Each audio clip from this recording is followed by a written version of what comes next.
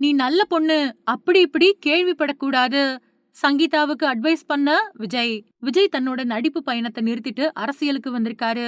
இப்போ தமிழ்நாடு சட்டப்பேரவை தேர்தல்ல அவரோட தமிழக வெற்றிக் கழகம் போட்டியிடுது. கண்டிப்பா எப்படியாவது பெரிய தாக்கத்த ஏற்படுத்திடணும் அப்படின்னு கடுமையா உழைக்க ஆரம்பிச்சிருக்காங்க. இது ஒரு பக்கம் இருக்க, அவர்கிட்ட இருந்து விவாகரத்து வேணும் அப்படின்னு அவங்க மனைவி தாக்கல் பண்ணியிருக்கக்கூடிய மனு ரொம்ப பெரிய பரபரப்ப ஏற்படுத்துச்சு. தமிழ் சினிமாவுல ரொம்ப பெரிய வியாபாரம் நடக்கக்கூடிய ஹீரோக்கள்ல ஒருத்தர் தான் விஜய். கடைசியா அவர் நடிச்ச சில படங்கள் வரிசையா விமர்சன ரீதியா பலத்த அடியத்தான் சந்திச்சுது. ஆனா வசூல்ல சக்கப்போடு போட்டதா அவங்களோட ரசிகர்கள் தொடர்ந்து சொல்லிட்டு வராங்க. அது மட்டும் இல்லாம தளபதி தன்னோட கெரியரோட உச்சத்தை விட்டுட்டு அரசியலுக்கு வந்திருக்காரு அப்படிங்கிறது தாவேகாவினரோட பிரதான முழக்கங்கள்ல ஒண்ணா இருக்கு. ஆனா விஜய் அப்படியெல்லாம் வரல. அவர் படங்கள் சில வருஷமாவே தோல்வியத்தான் சந்திச்சுக்கிட்டு இருக்குது அப்படின்னும் ஒரு தரப்பினர் சொல்லிக்கிட்டு இருக்காங்க. இப்படிப்பட்ட சூழல்ல விஜயோட மனைவி சங்கீதா பெரிய குண்ட தூக்கி போட்டுட்டாங்க. அவர்கிட்ட இருந்து தனக்கு விவாகரத்து வேணும் அப்படின்னு நீதிமன்றத்துல மனு தாக்கல் பண்ணதோட மட்டும் இல்லாம அடுக்கடுக்கான குற்றச்சாட்டுக்களை வச்சிருக்கிறது பெரிய அதிர்வலைகளை தமிழ்நாட்டுல கிளப்பி விட்டுருக்கு. அவங்க தன்னோட மனுவுல நடிகை கூட திருமணத்தை மீறின உறவுல இருக்காரு விஜய்.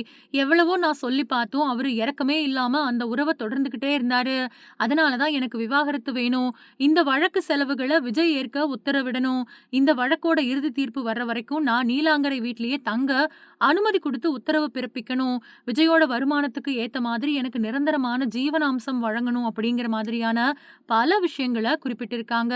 ஆனா தாவேகா சார்பா நடந்த மகளிர் தின விழா கூட்டத்துல அதெல்லாம் ஒர்த்தே இல்ல அப்படின்னு பேசியிருந்தாரு. இந்த நிலையில நடிகை சங்கீதா கொடுத்த பேட்டியில விஜய் பத்தி பேசின விஷயம் இப்போ ட்ரெண்ட் ஆயிருக்கு. அவங்க கொஞ்சம் வருஷத்துக்கு முன்னாடி கொடுத்திருந்த பேட்டி ஒண்ணுல, விஜய் எனக்கு நல்ல நண்பர், நீ நல்ல பொண்ணு, சும்மா இங்க ஒரு லவ் அங்க ஒரு லவ் அப்படின்னு எல்லாம் உன்னை பத்தி நான் கேள்விப்படக்கூடாது, கல்யாணம் பண்ணிக்கிட்டு செட்டில் ஆயிடு அப்படின்னு சொல்லிக்கிட்டே இருப்பாரு. அவர் பேசுறப்போ அவர்கிட்ட அன்பான கண்டிப்பு ஒண்ணு இருக்கும். திடீர்னு போன் பண்ணி உன்னை பத்தி இப்படி கேள்விப்பட்டேனே உண்மையா அப்படின்னு கேட்பாரு. இல்லப்பா அதெல்லாம் உண்மை இல்ல அப்படின்னு சொல்லுவேன். அப்படிதான் இருக்கணும் அப்படின்னு சொல்லுவாரு. அதுக்கு பின்னாடி கிருஷ்யா கல்யாணம் பண்ணதுக்கு அப்புறமா அவருக்கு ஃபோன் பண்ணி கல்யாணம் பண்ணிக்கிட்டேன், உங்கள பார்க்க வரணும் அப்படின்னு சொன்னேன். கிருஷ்ஷையும் கூட்டிட்டு வா அப்படின்னு சொன்னாரு. நாங்க ஜோடியா போய் அவர பார்த்துட்டு வந்தோம். உங்க ஜோடி சூப்பரா இருக்கு அப்படின்னு வாழ்த்துனாங்கன்னு சொல்லியிருக்காங்க நடிகை சங்கீதா.